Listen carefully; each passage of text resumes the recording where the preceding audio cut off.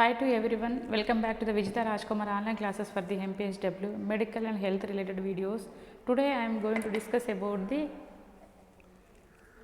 model question paper for the vocational bridge course first year students in the subject of the biological sciences, botany and zoology.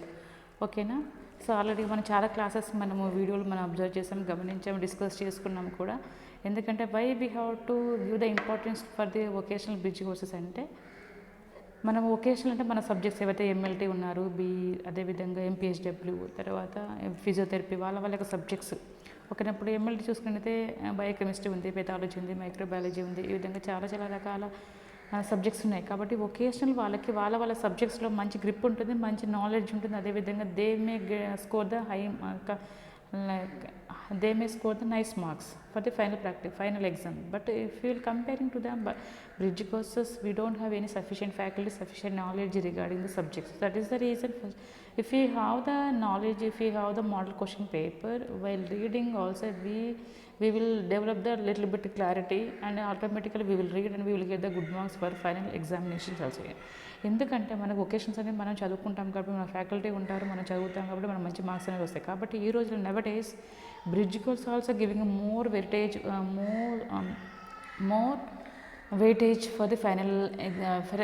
మనం దేనికైతే apply చేస్తున్నామో దానికి for example ఇప్పుడు ఎంసెట్ కానీ, అదేవిధంగా BSc MLT, BSc nursing, BPT, వీటన్నిటికీ కూడా వొకేషనల్తో పాటుగా bridge course కూడా ఎక్కువ ఇంపార్టెన్స్ అనేది ఇవ్వడం జరుగుతుంది.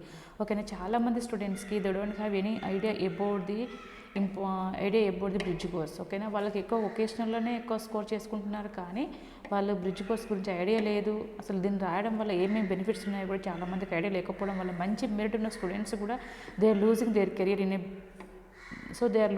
కెరియర్ అంటే వాళ్ళ యొక్క భవిష్యత్తుని అనేది వాళ్ళ చేతులారు వాళ్ళే నాశనం చేసుకుంటారు. ఎందుకు? సరైన అవగాహన లేకపోవడం ద్వారా. కాబట్టి if you give the better idea, better awareness to the people like students, so they can mould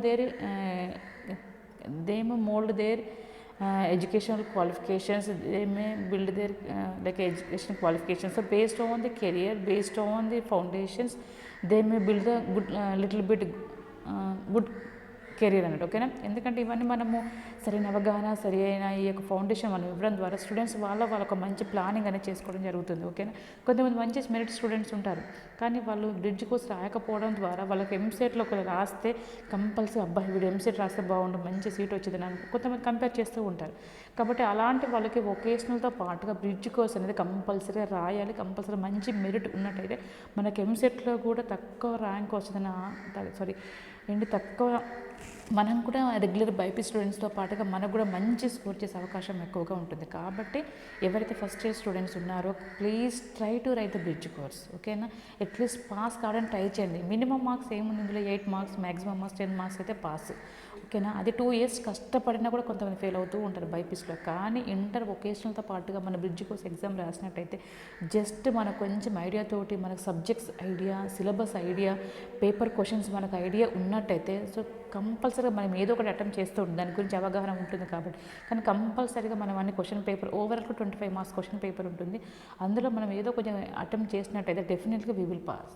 అర్థమవుతుంది. కాబట్టి దీని ద్వారా నువ్వు 2 ఇయర్స్లో కష్టపడ్డా కూడా మనము బైపీస్లో పాస్ కాని వాళ్ళు మనం ఈ యొక్క సబ్జెక్ట్స్ తోటి మనం తక్కువ మార్క్స్ ఇస్తున్నారు కాబట్టి తక్కువ మార్క్స్ మన పేపర్ అటెంప్ట్ చేసి నాలెడ్జ్ తోటి మనం పాస్ అయినామంటే వొకేషనల్తో పాటుగా మనకు విత్ ఇన్ 2 ఇయర్స్లో we will get the 2 certificates. ఓకేనా. బైపీ సర్టిఫికెట్ వస్తుంది. అదేవిధంగా నువ్వు MSc, MLT or otherwise MPHW, అదే ఫిజియోథెరపీ ఏదైతే చేస్తున్నావో ఆ సర్టిఫికెట్తో పాటుగా నువ్వు తక్కువ టైంలో నీకు ఒక రెగ్యులర్ సర్టిఫికెట్ అనేది వస్తుంది. కాబట్టి ప్రతి ఒక్క students try to get the knowledge regarding the bridge course. కాబట్టి బ్రిడ్జ్ కోర్స్ని ఎప్పుడు కానీ తక్కువ అంచనా వేయకూడదు. If you have any doubts regarding bridge course, you ask your faculty madams, it maybe sirs and madams, ఎవరైనా ఒకరు అడగండి.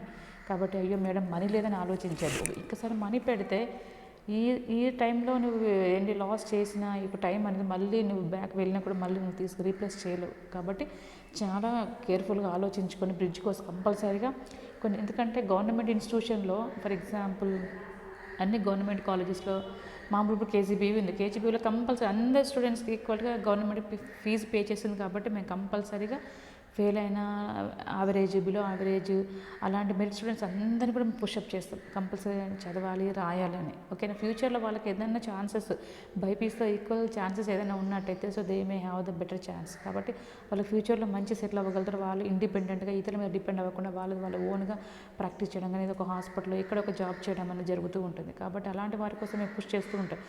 కాబట్టి అదేవిధంగా ప్రైవేట్లో కూడా వాళ్ళకి నాలెడ్జ్ అనేది ఉండాలి. బ్రిడ్జ్ కోర్స్ కొంతమంది రాయారు, అబ్బా బ్రిడ్జ్ కోర్స్ ఆ సబ్జెక్ట్సే మాకు తెలియదు అని అంటారు. అలా కాకుండా కొంచెం ఇప్పటి నుంచే మనం ఒక ప్లానింగ్ అని, ఒక ప్రణాళిక అనేది తయారు చేసుకున్నట్టయితే డెఫినెట్లీ ఎవ్రీబడి విల్ పాస్.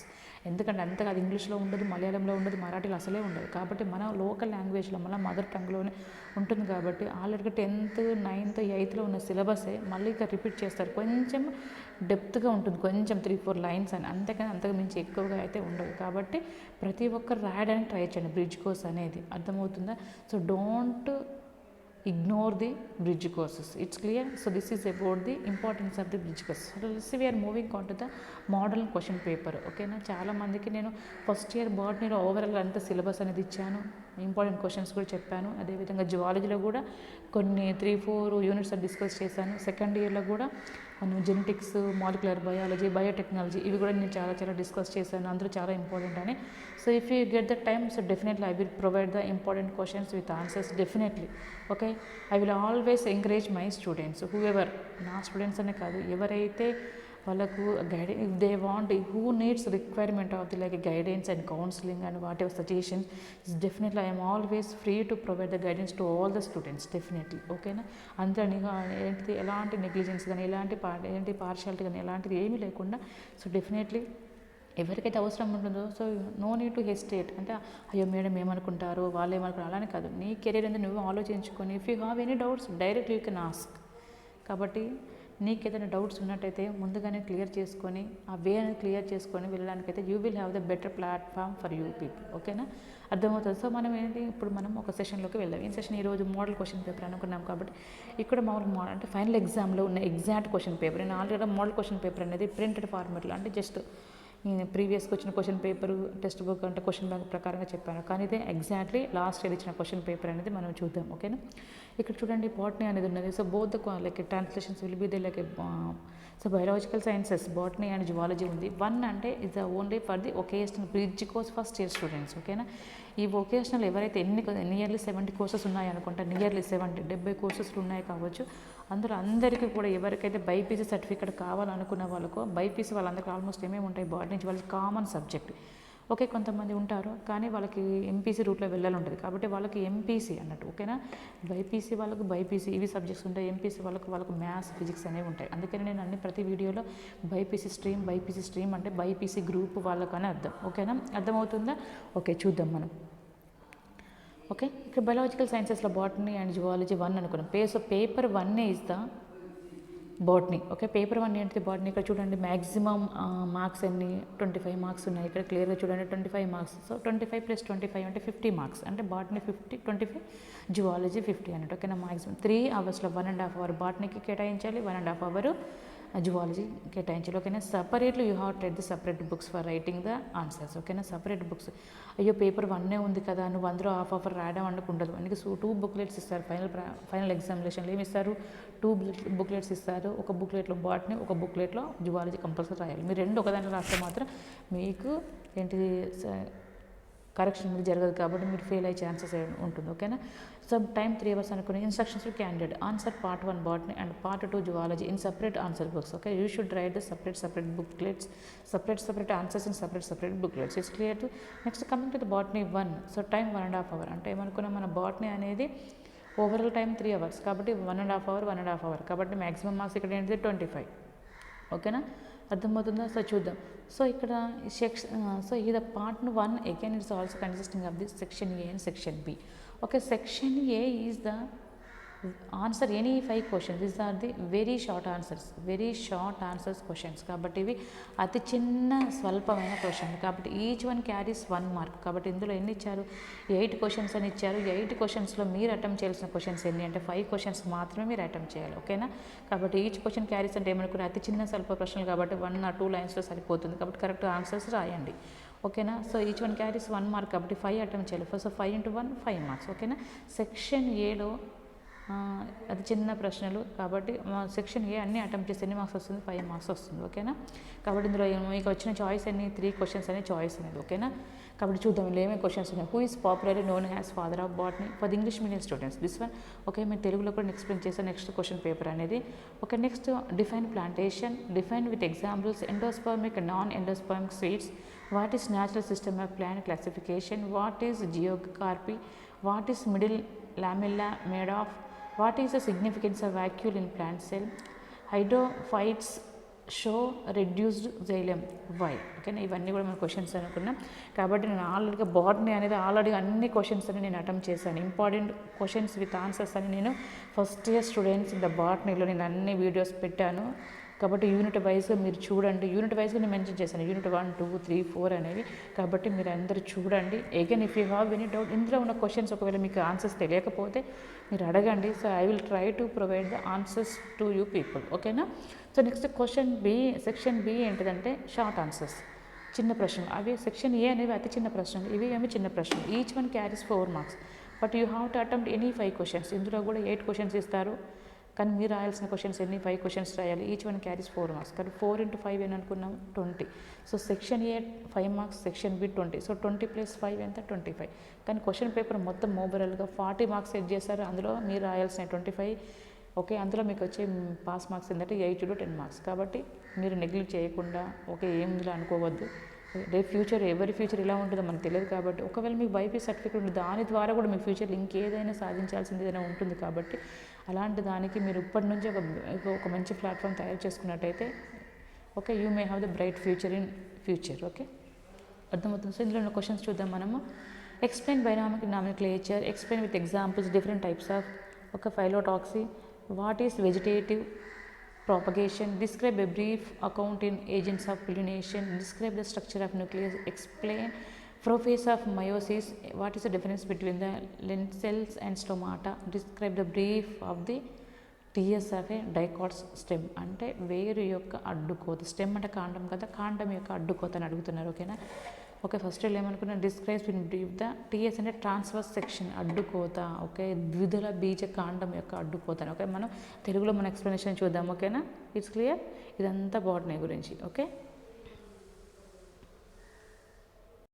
బాటనీలో చూసినట్టయితే తెలుగులో చూడండి ట్రాన్స్లేషన్స్. మా సెక్షన్ పార్ట్ 1లో సెక్షన్ ఏ, సెక్షన్ బి ఉంటుంది. సెక్షన్లో 5 మార్క్స్ క్వశ్చన్స్ అంటే వెరీ షార్ట్, అది చిన్న ప్రశ్నలు. సెక్షన్ బి అనేది చిన్న ప్రశ్నలు. ఓకేనా. ఈచ్ వన్ క్యారీస్ ఏమనగా ప్రతి ప్రశ్నకు 1 మార్క్. కాబట్టి మీరు 5 రాయాలి. 5 రాస్తే 5 కలిపి 1 మార్క్. కాబట్టి మీరు you will get the 5 marks. ఒక సెక్షన్ బి అనేది చిన్న ప్రశ్నలు, ప్రతి ప్రశ్నకి ఎన్ని 4 మార్కులు. ఎన్ని ప్రశ్నలు రాయాలి, 5 ప్రశ్నలు రాయాలి. కాబట్టి 5 × 4 = 20. సెక్షన్ ఏలో 5 మార్కులు, సెక్షన్ బిలో 20 మార్కులు. సో ఓవరాల్గా 25 మార్కులు. మీరు రాయాల్సిన 25 మార్కులకి 40 మార్కుల క్వశ్చన్ పేపర్కి మీరు 25 మార్కులు రాస్తే మీరు పాస్ అయ్యే మార్క్స్ 8 నుంచి 10 మార్కులు. ఓకేనా. సో మన క్వశ్చన్స్ చూద్దాం తెలుగులో. వృక్షశాస్త్ర పితామహుడు ఎవరు అని ఎవరిని అంటారు? వృక్షశాస్త్ర పిత అని ఎవరిని అంటారు అంటే న్యాసం అంటే నిర్వచించండి. అంకురచిత యుతం, అంకురచిత రహిత విత్తనాలను సోదాహరణకు వివరించండి లేదా నిర్వచించండి. మొక్కల సహజ వర్గీకరణ శాస్త్రం అంటే ఏమిటి? భూఫలనం అంటే ఏమిటి? మధ్య పటలిక దేనితో ఏర్పడి ఉంటుంది? వృక్షకణంలో రిక్తిక ప్రాముఖ్యత ఏమిటి? నీటి మొక్కలలో కృషించిన దారువు ఉంటుంది ఎందుకు? ఓకే, చూడండి సెక్షన్ బిలో చిన్న ప్రశ్నలు ప్రతి అంటే అవసరమైన చోట భాగాలు గుర్తించే పాఠంలో గీయాలి. ఓకేనా. ద్వినామీకరణ వివరించండి. పత్ర విన్యాసంలోని వివిధ రకాల ఉదాహరణలతో వివరించండి. శాఖీయ ప్రత్యుత్పత్తి అనగానేమి? పరాగ సంపర్కానికి తోడ్పడే సహకారాల గురించి క్లుప్తంగా రాయండి. కేంద్రకం నిర్మాణాన్ని వివరించండి. క్షేకరణ విభజనలోని ప్రథమ దశ 1ను వివరించండి. వాయురంధ్రాలు పత్రరంధ్రాల మధ్య ఉండే భేదాలు తెలపండి.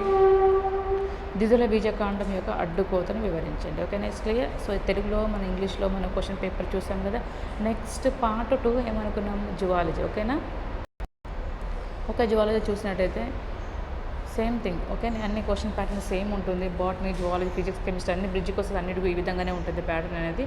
ఓకే, మన టైమ్స్ మనం మార్క్స్ గురించి కాకుండా క్వశ్చన్స్ ఏమున్నాయి చూద్దాం. What does ICZN stand for? Define species richness, distinguish between A tendon and A ligament. What is botryoidal tissue? What is the importance of air bladder in fishes? What are the hemojoin granules? What is their significance? What is hemocell? Define atrophy. Okay, describe the describe the 3 types of cartilage that die. Okay, what are the chief characteristics of crustacean? Okay, what are the modifications that are observed in birds that help them in life? Okay, explain the life cycle of Entamoeba histolytica. What are the adverse effects of tobacco? Draw a neat label diagram of the cellular apparatus of a cockroach. Explain the different types of aquatic ecosystem. Define the greenhouse effect. Okay, this is the syllabus. So this is a model question paper for the English medium students in the subject of the zoology for the biological sciences for the first year bridge course students. తెలుగులో చూసినట్టయితే IC జడ్డును విపులీకరించండి, జాతి సమృద్ధతను జాతి సమృద్ధతను నిర్వచించండి, స్నాయుబంధముల మధ్య తేడాలను తెలపండి, బొట్రాయిడల్ కణజాలం అంటే ఏమిటి, చేపల వాయు కోశాల ప్రాముఖ్యం వివరించండి, హీమోజాయిన్ రేణువులు అంటే ఏమిటి, వీటి ప్రాముఖ్యం తెలపండి, రక్తకుహరం అంటే ఏమిటి, ఎంట్రోఫీ నిర్వచించండి, 3 రకాల మృదులాస్తులను వివరించండి. సెక్షన్ బిలో చిన్న ప్రశ్నలు చూద్దాం. 3 రకాల మృదులాస్తులను పేర్కొనండి. క్రస్టేన్ల ప్రధాన లక్షణాలు ఏవి, పక్షులలో ఎగరడానికి ఏర్పడిన అనుకూలనాలు పేర్కొనండి, ఎంటామీబా హిస్టలైక జీవిత చక్రం తెలపండి, పొగాకు వలన జరిగే దుష్పరిణామాలు తెలపండి, బొద్దింక లాలాజల పరికరం చక్కని పటాన్ని గీసి భాగాలను గుర్తించండి, వివిధ రకాల జలజీవావరణ వ్యవస్థ నిర్వచించండి, హరిత గృహ ప్రభావం గురించి వివరించండి. ఓకేనా. సో ఇవన్నీ కూడా సెక్షన్ బిలో 4 మార్క్స్ క్వశ్చన్స్ ఇవన్నీ కూడా. ఓకేనా. సో జివాలజీ మనం బాట్ని డిస్కస్ చేసుకున్నాం. ఓకేనా. So till now I discussed the model question paper and show the model question paper for the vocational bridge courses especially in the BiPC group in the subject of the biological sciences, botany paper 1, zoology paper 2. Okay na, it's clear to you. Okay, first time chusina valte please watch till the end of my video. Please like, share, comment and subscribe my channel. Okay, try to give the feedback regarding my content. Okay, I am always ready to receive your feedback in a better way. Okay, thanks for watching my channel. Have a nice and beautiful day to everyone. Jai Hind, Jai Bharat. Thank you all.